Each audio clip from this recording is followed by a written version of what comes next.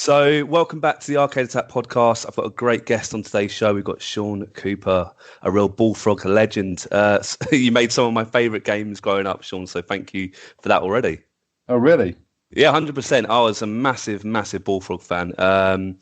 Syndicate, I'm talking Magic Carpet as well. You've worked on so many great games, actually. So it's a real pleasure for me to talk to you today, honestly. Well, it's good to be here. Brilliant. I'd like to start right at the beginning about maybe your earliest and fondest memories of video games growing up. Do you have any particular games? Well, my dad bought me an Acorn BBC B Micro, and I kind of grew up with that. I think it was 1983 or 1984, and I was playing a game called Repton, which was just a kind of top-down, side-on platform game, if you could call it that, where you pushed a rock around, a bit like Boulder Dash. Yeah. But I think right from that point, I wasn't that interested in playing them. I was more interested in writing them, because I found myself most of the time, doing the type-ins from the center of the pull-outs from the center of Acorn user magazine, and I was slowly sort of building up a knowledge of how to put things together. So it must have been 13, 14 when I started writing games for my mates at school. I used to do them in the holidays and take them in.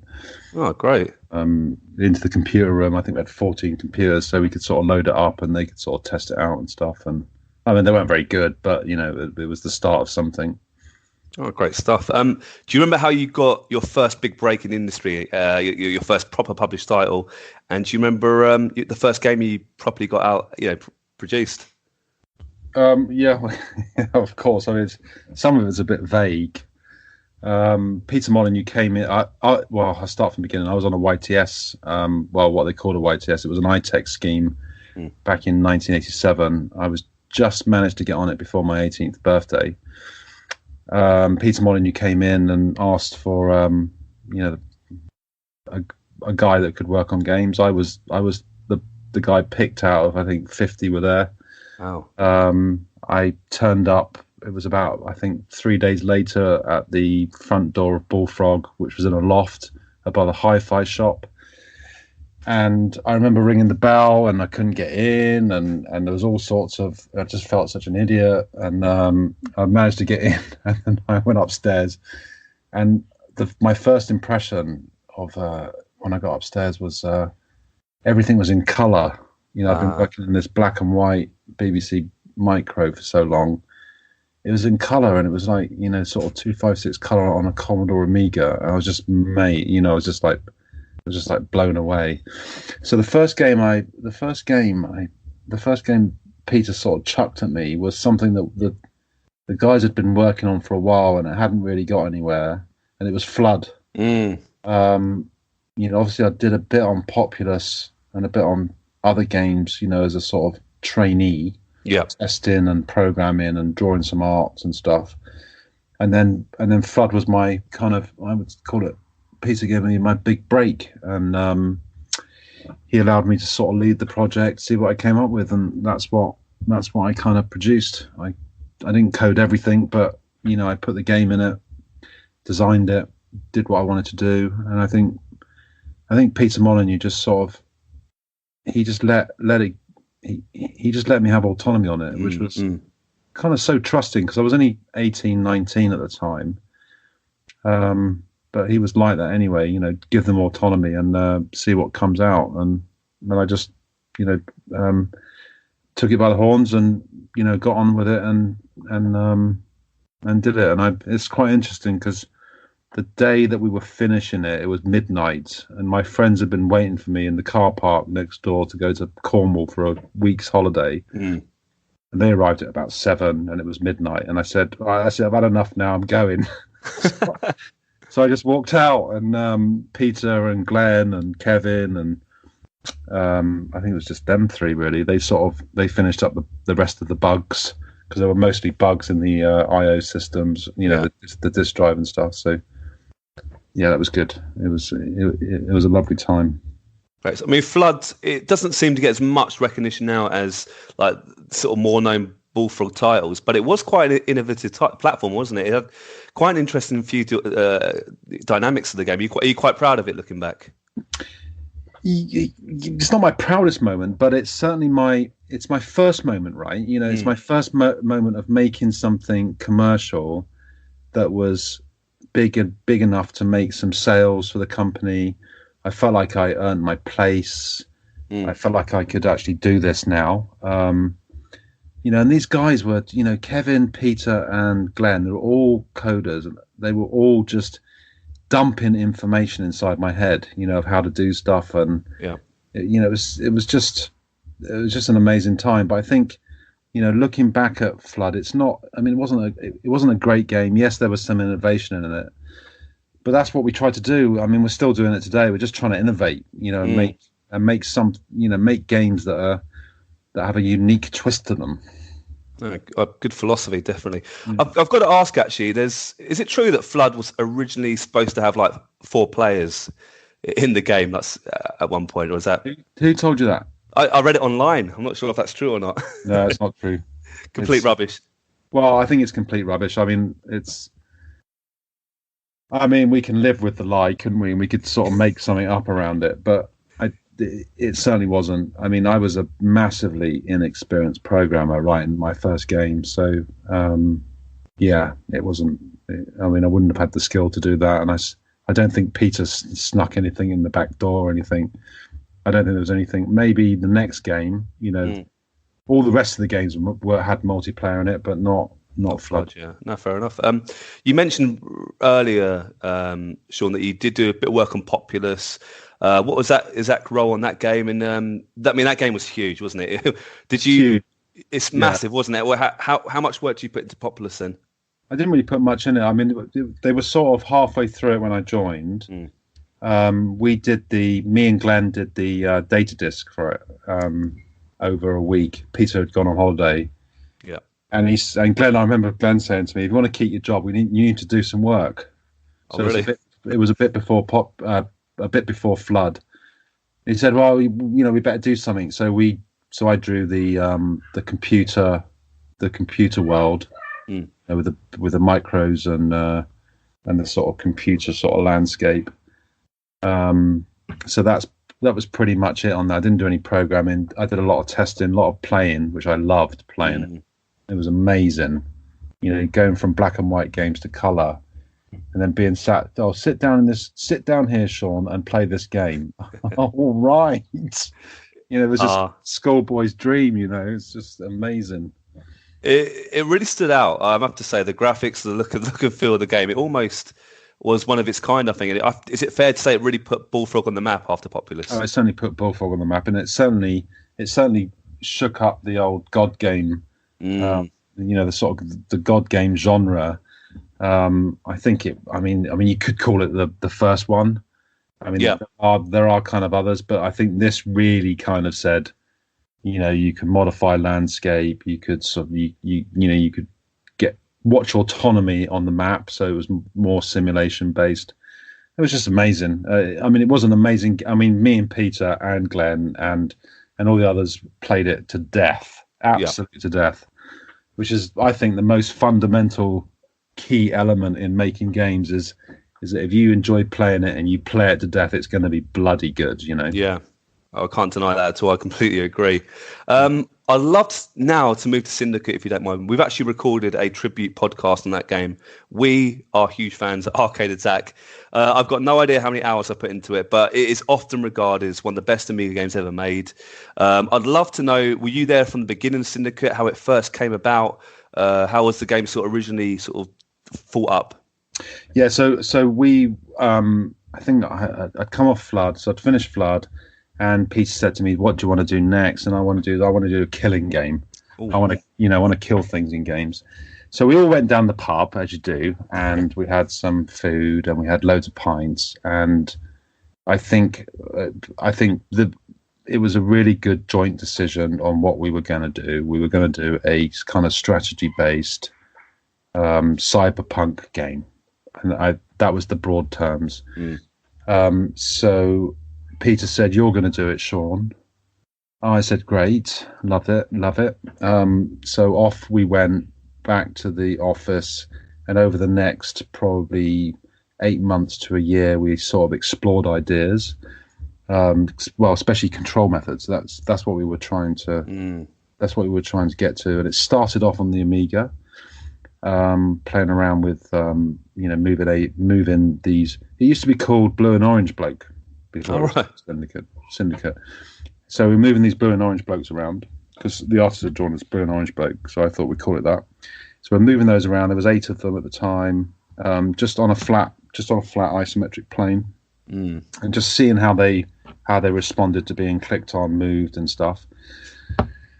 And then we slowly narrowed it down. We put in multiplayer.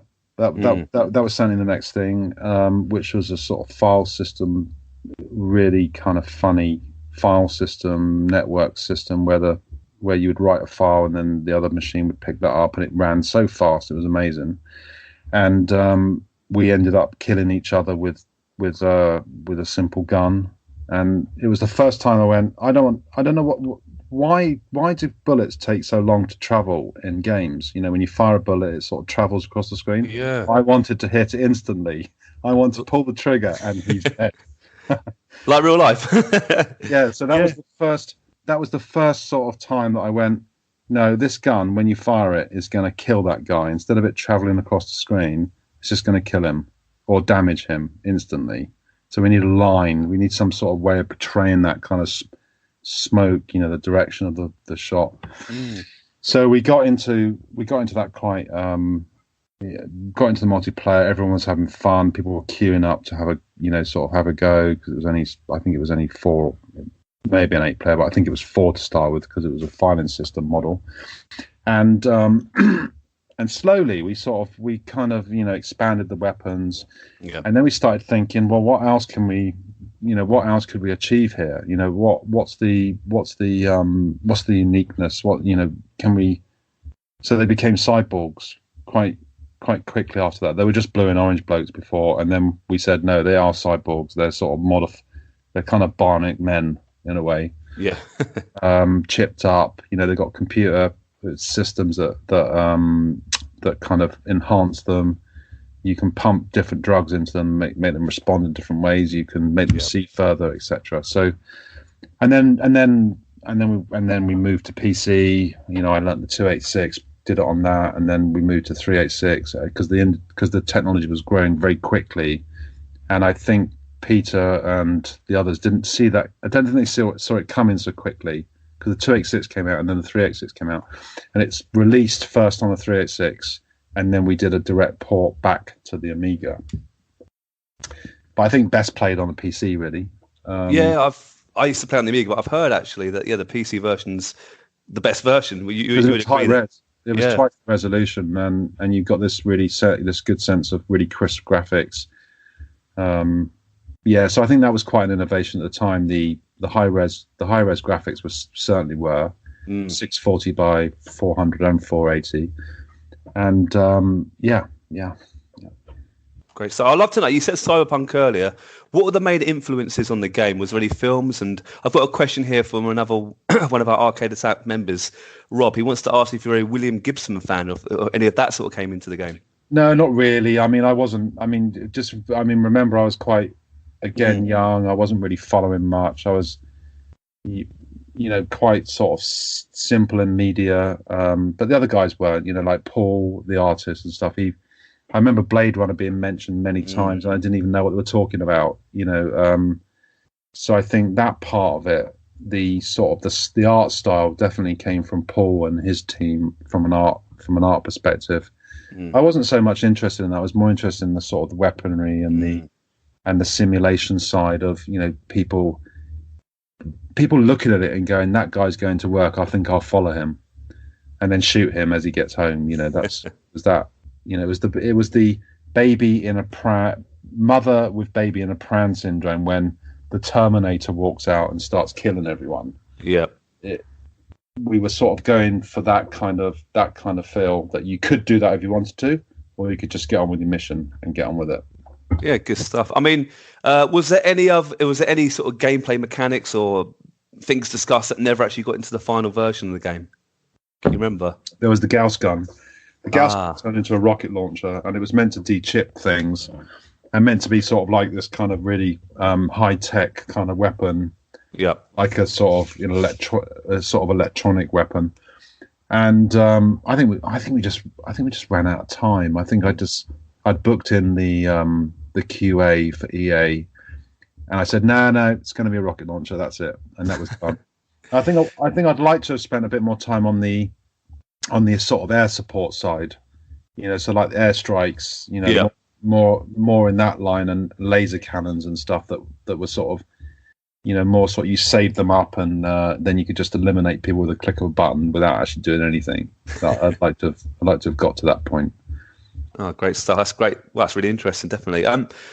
Syndicate Wars came out a few years later, and I think there's been a few other sequels over the last few years.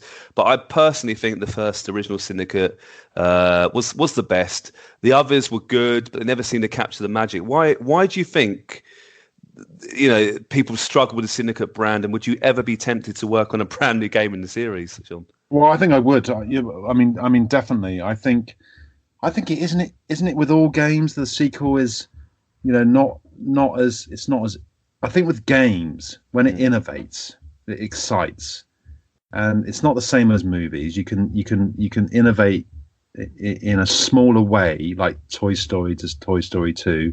It's already got the characters, but they just add a couple more characters. I think with games, generally, for me, for sequels, is that the first one's always the most exciting, and I don't think it's necessarily Syndicate as a game that struggles to have a sequel. Although you could say that, like things like The Matrix, I'm drawing comparisons to movies here, is that it's consistently directed by the same, the same filmmakers go from the first to the second to the third, whereas there was a whole new team that went onto Syndicate Wars. And I guess that's one of the biggest things that I regret is that not going, sequels are important, and we did American Revolt for Syndicate, which was an add-on disc. And then Syndicate Wars, I just handed it off really to Mike Diskett, and he went away and produced his kind of vision of what he thought Syndicate was. And there was no kind of consultation of, what we were trying to do in the first one. Can we bring some more of that into the second one and build on it? And I think it was just naivety. We were all really, really young and kind of not trained in this art of making games or making a product, right? Yeah. At the end of the day, it's a product. So I think the same with Magic Carpet, the same with loads of games. I could list loads of games of other people's that sequels just don't hit the button. And it's probably because the person that made the original moves away, or the team that made it, they move on to something more that they think is more exciting. And we moved on to I moved on to Magic Carpet after that. Yeah, understood. I like to talk about Magic Carpet now, if that's all right. It's I think it was one of the first games I got when I got a PC. It was probably my first proper go in 3D, a proper 3D environment. I mean, I thought it was amazing. It blew my mind, actually. How was it for you working on that sort of new technology? The 3D was coming in thick and fast. It must have been pretty exciting to work on, right? Yeah, yes, definitely. I mean, Glenn, who wrote the engine for Populous, wrote the engine for Powermonger, advised solely on the Syndicate engine. Although I wrote it, I wish he had written it, but it really wasn't his bag. 3D was his bag, and I think he had already sort of developed this kind of rolling landscape and this Magic Carpet sort of floating on it, so you could fly around and not do very much. And I think it was Les that he walked in. Les Edgar, who's Peter Molyneux's partner in Bullfrog. He walked in and goes, "Are we going to get this game done or what?" And I just stuck my hand up and went, "Oh, I'll do it." And that was that. Me and Glenn Glenn handed off his code. I threw half of it away and kept the engine side, because the engine thing was the engine, and the 3D graphics were the thing that was the most amazing thing. Mm. And we bought the whole of the system of Syndicate on top of the Magic Carpet stuff. The 3D engine, because we were just written a system, right, that could run all these, these things that we used to call them, and and then we just took it from there. And I think we still didn't make it really 3D. It was 2D with height. So although the graphics were 3D, we were still treating it as a singular plane with a height of the character on it. So if something was going up in the air, it just had a height. It didn't necessarily have a 3D coordinate. Yeah. And that wasn't until much later, actually, that I started getting into 3D space. Are you really proud of Magic Carpet? Because for me personally, it blew my mind. It really stood out from the crowd. Do you think it is one of your proudest moments in gaming, making Magic Carpet? I think Syndicate was Syndicate was in some ways. I think Magic Carpet, yes, it was another defining moment. But it was very quick. It was like 4.5 months, 5 months. Oh, really? From when I picked it up to put it in the shops, and we'd sort of learned how to sort of make games a bit, and communicate and get our designs down. And I was already working with some really good designers and stuff. And some really good coders. I knew them really well, so we could move pretty fast. Whereas Syndicate took like 3 to 2.5 years to make. Yeah. Just because we were feeling around for an idea. Whereas we had an idea. It was a guy on a Magic Carpet, and it was just adding the game to it. Really, sort of, what does this guy on a Magic Carpet do? And he can build. He can destroy things. He can change the landscape. So a very clever game. Is it? I think it is. And actually, I wanted to ask you, because I found this online again. It might not be true, but apparently at the time of the release, some video game magazines wrongly labelled the game more as an FPS, where really I think it's more of a strategy game. It has got shooting elements, but why do you remember that, Sean? Is that a fair thing to say? It was a bit like Doom in some ways, wasn't it? That it was kind of flat, and and you were shooting and you were killing and stuff. And I think it was, if you imagine all these publishers and the journalists, and they've got this kind of really bizarre, kind of weird title in front, where you can modify, you can build, you can attack. How do you really put it in a genre when there's nothing else to sort of help it move into that space? Yeah. So I think they probably just sort of struggle to go, which one is it? Because it crosses a few of them. And we typically did that with, quite a few things that we did. Yeah, I think that's I think that's a good thing. It's a good thing you sort of mix the genres together, personally. Again, another game I put a lot of time into. It's not. It's not a good thing. Another game I put a lot of time into is High Octane.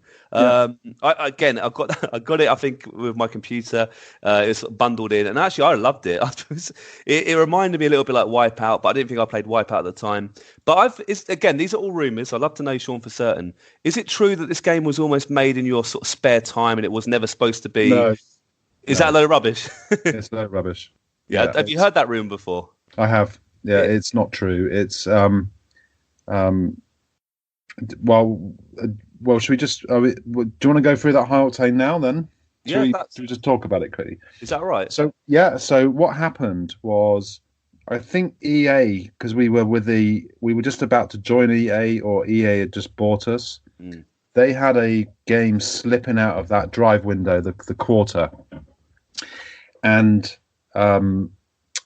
the CEO of EA said to us, "Can you fill this gap?" And of course, we didn't have any games in production. We'd just done Magic Carpet. I think Magic Carpet came out in May, and they were asking for a game to come out, I think, in the next sort of 3 months or 4 months or something. I can't remember. What year was it released? Do you know? Was it 1995? Yeah, I think it was definitely mid-90s. That's when I definitely played it. Yeah, mid-90s. So I remember sat around a table, and I said, well, I could do a driving game. We could use the Magic Carpet engine, and we could write a driving game within 8 weeks. just really standing up and going for it. And sure enough, we did it in 6.5 weeks, and it was in the shops in 8 weeks from conception. Simply because we go back to that point, we knew what we were doing. We had the Syndicate system on top of the Magic Carpet system. Yeah. Now we'd brought it into this slightly modified engine. So we didn't really change the code base from Magic Carpet. We just adapted it. And we took a lot of shortcuts to get to the result. Which I think's fine saying now. All like things like all the cars, the 6 cars were all the same size, height, mass, you name it. And I remember all the articles in the magazines. The bike always wins. It doesn't. It's all the same because we didn't have the time. We had a 6.5 week window to book it into QA to make sure that we could hit the shops in 8 weeks. So that was I think that's the short story of High Octane, and it was amazing to make. Yeah, just the most amazing time. The whole company worked on this title. Well, it seemed like that. At least 50% of them. Yeah. And everyone just muscled together and argued. And when we changing the stats for the cars, we're not doing it. We don't have time. People crying. The game can't go out like this. And Peter's saying this is an 80% game. No, just ship it. Just get it out. We need to fill this window. We need to look like we're amazing, and we did. Yeah, I like the game. I know it doesn't get too much attention. I love the game. Multiplayer is amazing. It is just, it's the viewpoint. It's a bit short, but we had multiplayer game every single day, every single hour. Just played. We loved it, so we just knew people are going to love this because we love it. Oh, good on you. I love that. That's a great little story. I love hearing about that, actually. Cool. Dungeon Keeper, man, again, it's like a list of my favourite games. I'm not even joking. It's I don't know how many hours I put into this, but what was your role on this game, and how exciting was it to work in like a proper strategy? It's a bit different to the other games, I assume. And how did this come about? Well, so I'd just done. I just finished High Octane, and then we weren't really doing very much. I think the company had just been sold, and we were just. I was just milling around really, because I could, and everyone, Peter and Les allowed that, to sort of just explore different things. I wasn't really doing very much, and Peter said, "Oh, I've he's got this idea for Dungeon Keeper," so we had a chat about it, and I started building this sort of isometric kind of view of tunneling and stuff. And then within a couple of months, Glenn had come up with some crazy idea of adapting the High Octane engine to go into the Dungeon Keeper engine, and Peter decided that this was going to be the greatest. I think he said to me, "This is going to be the greatest moment of Bullfrog. I think I need to handle this," and so he did. And it kind of, I guess, it pissed me off at the time, but I could see that he just had this really great idea for what that game should be, and just that's just the way it is. I'd love to have done it, but I didn't. So you started work on it. Is that what you're saying? You played around with the early aspects. I played around with the very early idea of sort of tunneling, but it was Peter's idea, and I think he just needed to sort of. It was his last game with Bullfrog, wasn't it? And I think he needed to sort of prove that, or even though he's sold the company and made loads of money, he can still write games, and he did that, and he did it brilliantly. It was a brilliant game. You're a fan personally, I take it then, yeah? Yeah. Well, I think I'm a fan of all the Bullfrog games. I don't think there's one in its midst that I can go, do you know, I don't like that. None of them. I don't think that any of them go below that line. So they're all fond memories of 8 years of working. Well, what was it? 8 years? Yeah, roughly 8 years of the best time of my life writing games with people that I love and never forget. Yeah, I love that. Really quickly, did you ever have a go at the Dungeon Keeper mobile game, or it did get a bit of flack? Actually, I have to say, have you ever given it a go yourself? You're talking about the EA one that had Yeah, all the sort of like it was like Farmville Dungeon Keeper, wasn't it? It was. All Yeah, the sort of buy more energy or whatever it was. yeah, I didn't really look at it because I think everyone was just up in arms about it. That I just thought, well, there's no point really looking at it. I wasn't that interested anymore in those sort of games anyway. I was moving to mobile and moving away from the Bullfrog stuff, and I think I did look at it actually because I remember doing something and I moved on to Flash games, and so kind of just had a different outlook on games. I will ask you in a minute, if you don't mind, Sean, why you left Bullfrog. But just before we finish with Bullfrog, why do you think the company was so successful?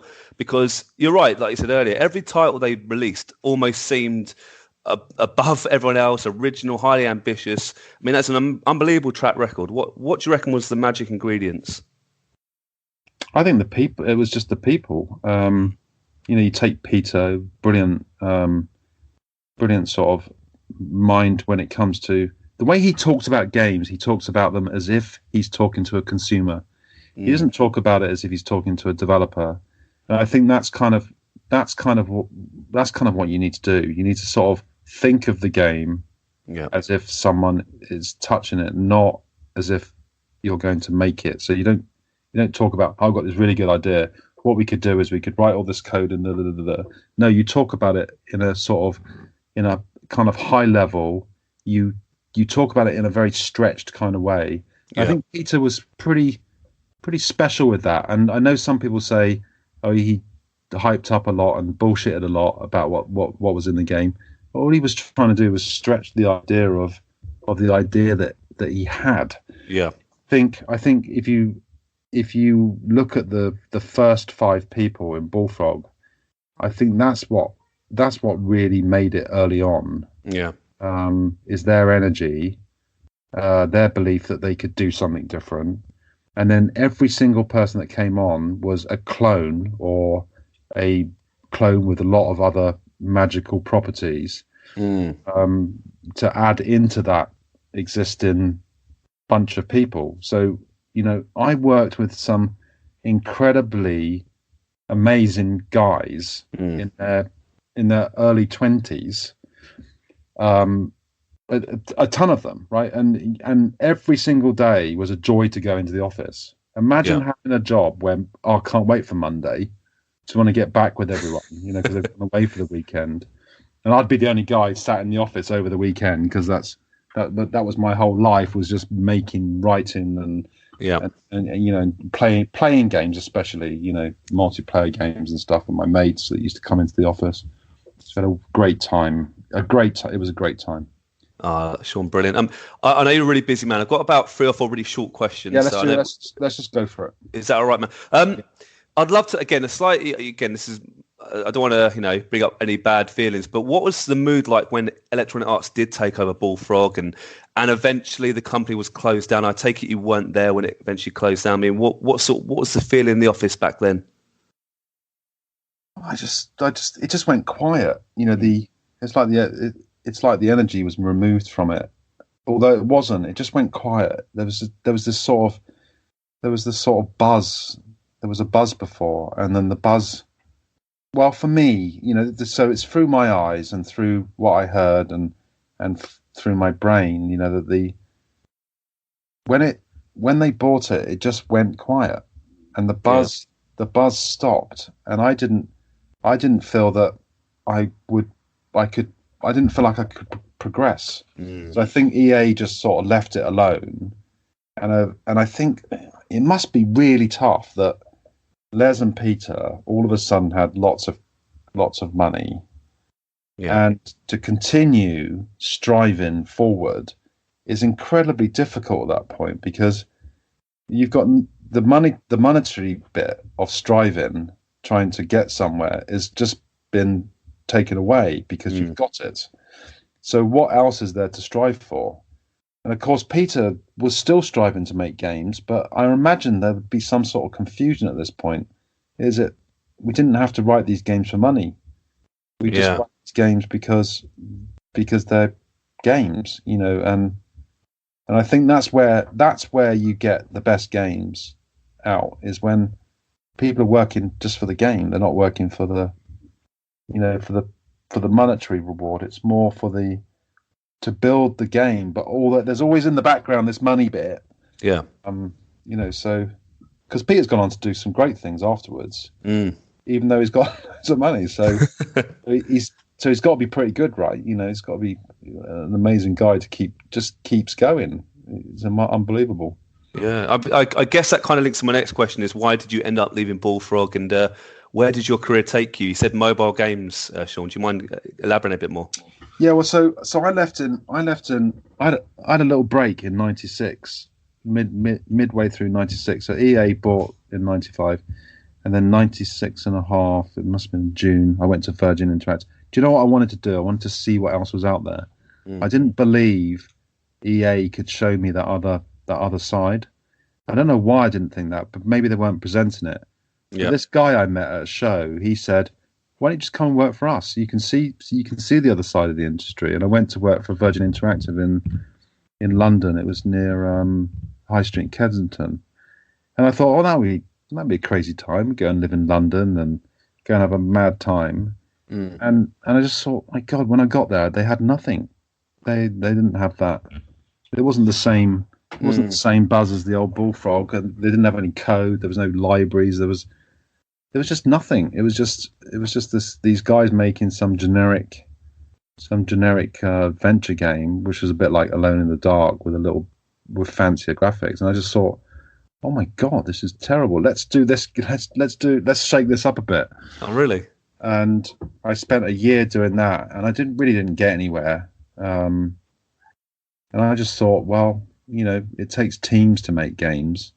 So I went back to Bullfrog, and they took me back, and I know that it was under EA now. EA had merged studios with Bullfrog, so you had the EA UK studio and the Bullfrog studio. And I went back there and did Dungeon Keeper 2. Wow. And I met an amazing guy who I'm working with today called Colin Robinson. And I'm not working with him. He's just invested in the things that we're doing. And and it started things like that. It was a much more professional.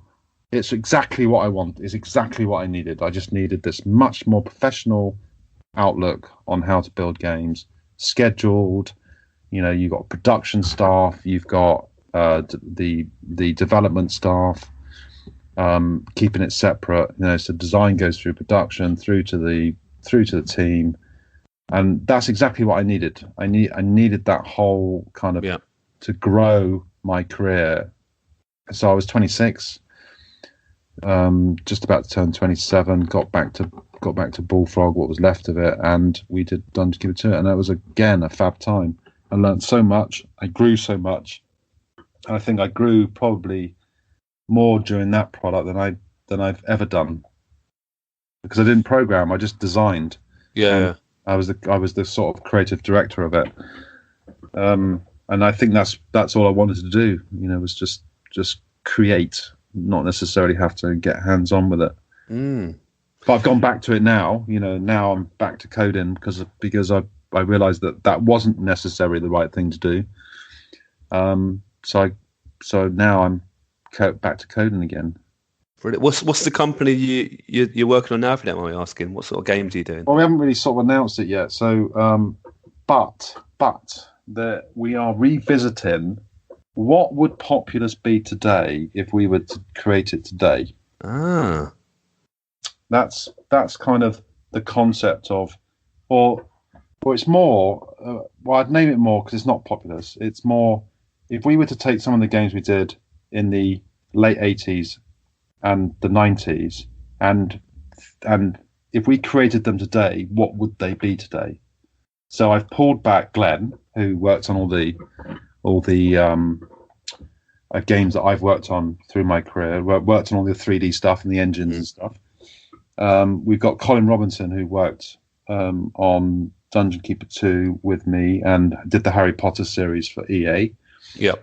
And we sort of joined forces to go along that mantra, to sort of not to recreate the good old days, because there's been a lot of them. Yeah. To create a new set of good old days, in our later years. And so far, it's going. It's so far it's standing the test of fun. The fun is there.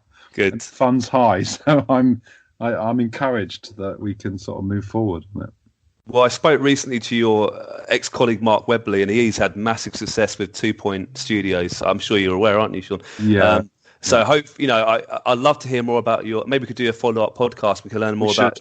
We should. Yeah, when you're ready to release details, I'll be more than happy to talk to you again. It won't be long now. I think January, February. I think we're going to be in a poised position to go. This is what we're doing. Well, we'll definitely catch up again then. Right, two really quick questions. Yeah. I know you're so busy. Yes. Did you ever start work on a game that never got released? And if so, which game do you most regret not seeing released? Does that make sense? Oh, I think there's a couple of them, but they never really got into being a game. So they were just conceptual. I think I've pretty much made everything I've wanted to make, and then the ones that I haven't made, I've sold in some other way, like sold the tech or done something else with, because that's what they were sort of, because I was focused more on one thing than the other, the tech over the over the design. Oh, fair enough. That's like, I spoke to a lot of people. That's quite unusual in a way. Most people have at least one or two, but it just shows you the quality you're working, obviously. Well, I think we try and release everything, even if it's, you just try and pick up the score a little bit, even if it's 70-80% review scores. It's better to, in some ways, it's better to sort of just get it out, see what people think of it. If they love it, then we'll do a follow up. So I've been so lucky, because it's the people around you. The team, the teams that we build. It's about them. If you want to get something done from start to finish, you just need to build a good team. And get it done. Because I think the reason why lots of games get canned these days is because they take too long. They just go on and on and on and on, instead of you need a team that just gets on with it, knows to deliver. I think High Octane is a good example of that, isn't it? It sounds like all guns blazing. Well, I think from Magic Carpet onwards, I don't think I've really sort of gone off that kind of mantra of you create a schedule, you stick to it, and if you have to cut stuff, you cut stuff. Yeah, you can always release it in a sequel, and I think it's a good way to work. You can't just keep drifting through time and then release it when it's ready. It needs to be, let's aim at something, let's work freaking hard, and let's take the bounty from the end product. Love that.